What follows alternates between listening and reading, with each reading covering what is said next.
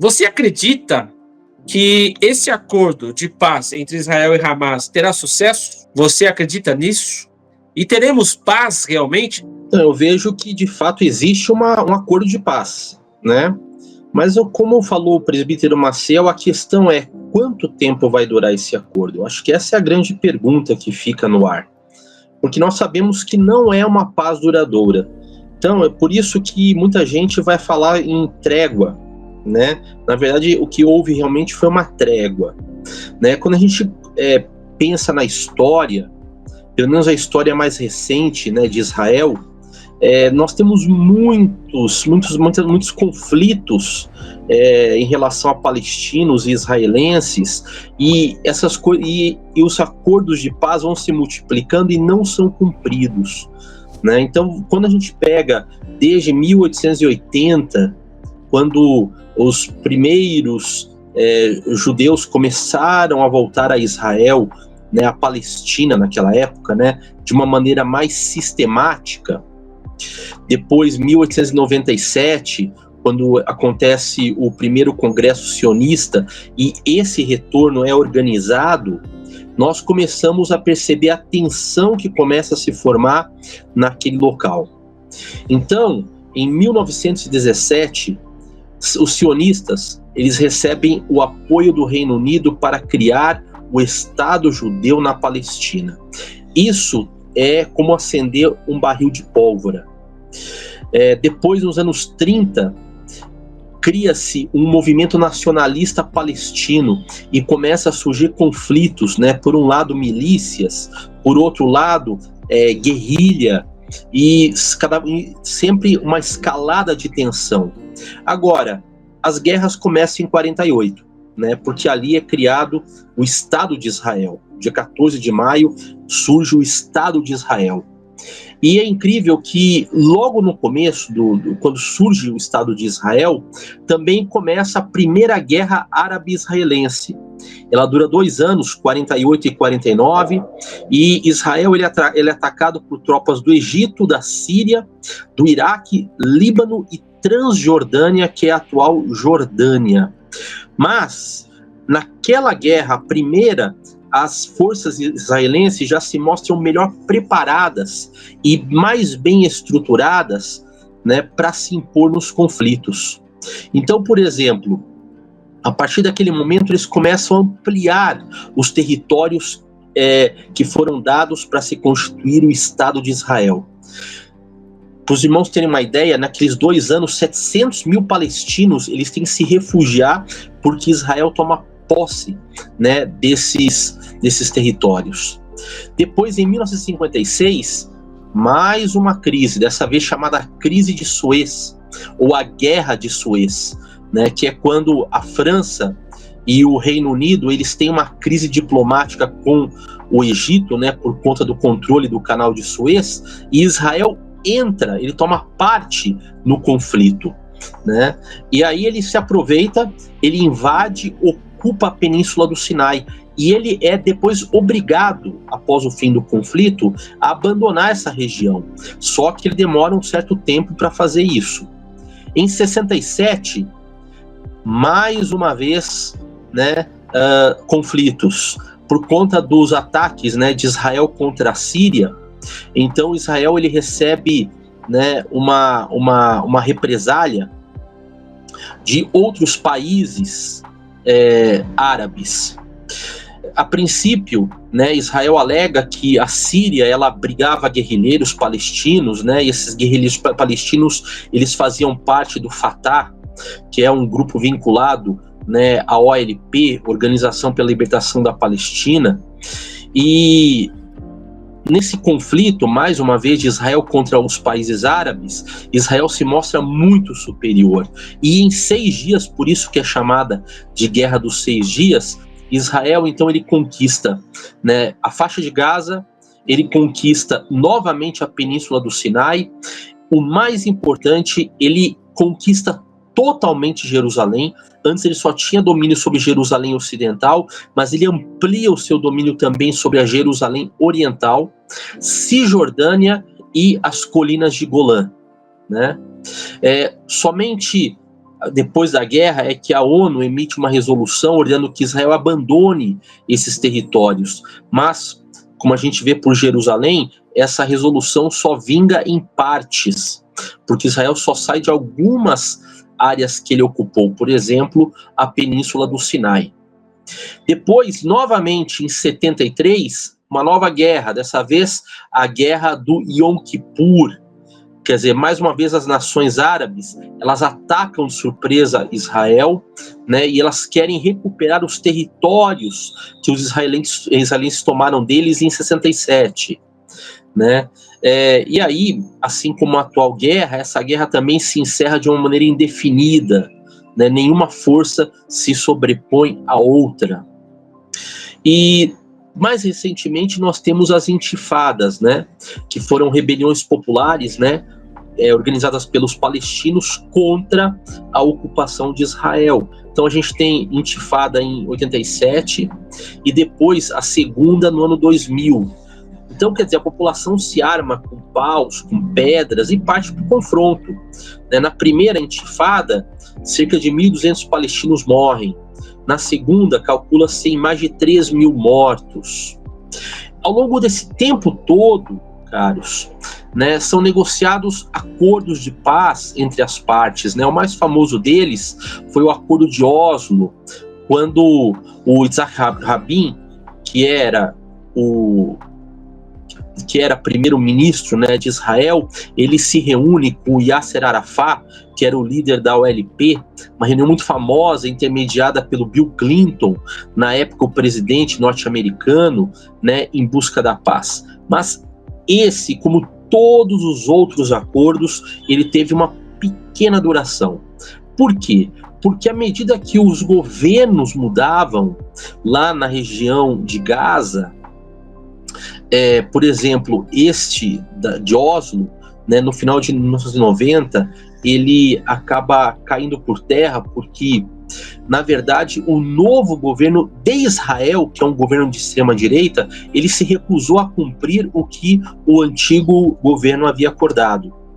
E, a partir agora do século XXI, chega ao poder o Hamas, né? O Hamas, que é um grupo extremista.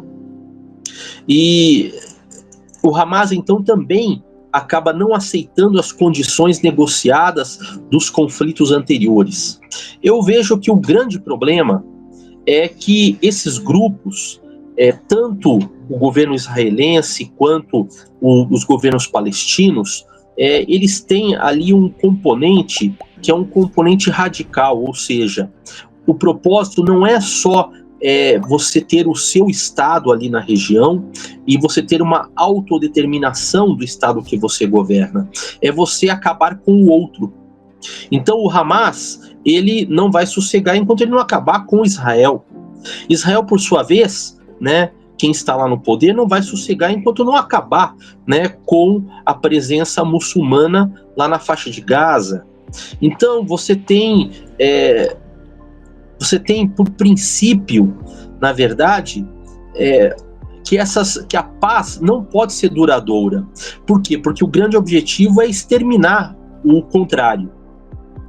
E aí, queridos, mais um indício de que essa paz aí não será duradoura é o fato de que, desde que o Hamas ele ganha o governo, né, ganha as eleições, ganha o governo palestino, Israel declara um boicote.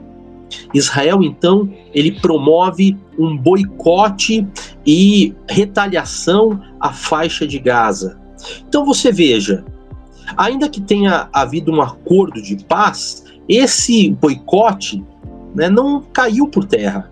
Então, como é que você vai ter paz se a faixa de Gaza tem várias restrições políticas e restrições econômicas que empobrecem a população e fazem a população ficar na miséria? Isso é combustível para os extremistas muçulmanos que estão lá. Então, a gente já percebe que o fato de ter esse boicote impede que haja uma paz duradoura.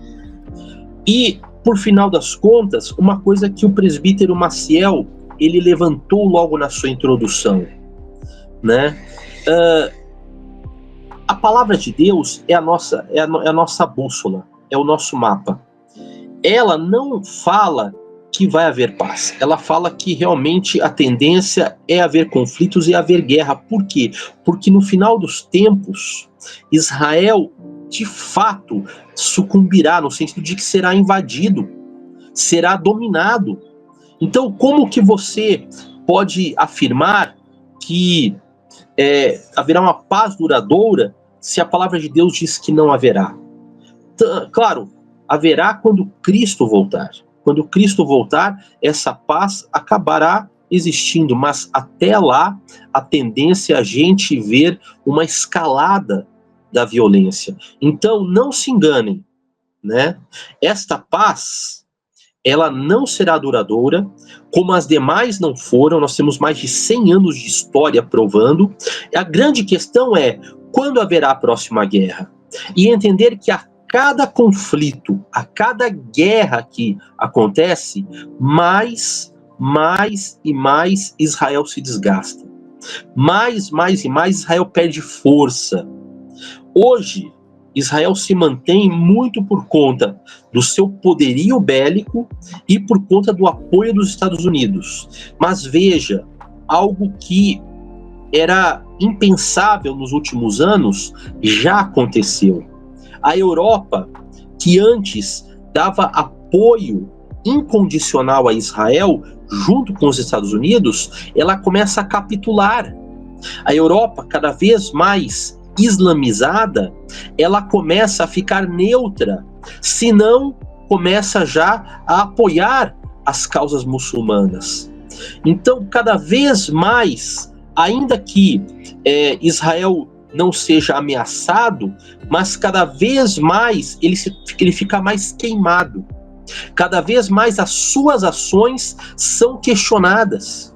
Cada vez mais, queridos, se nós formos pensar de um ponto de vista mais estratégico, mais geopolítico, você vê Israel isolado e você vê a criação das condições para que a palavra de Deus se cumpra, as profecias derradeiras se cumpram e Israel seja alvo, né, de uma guerra, como diz que acontecerá no final dos tempos.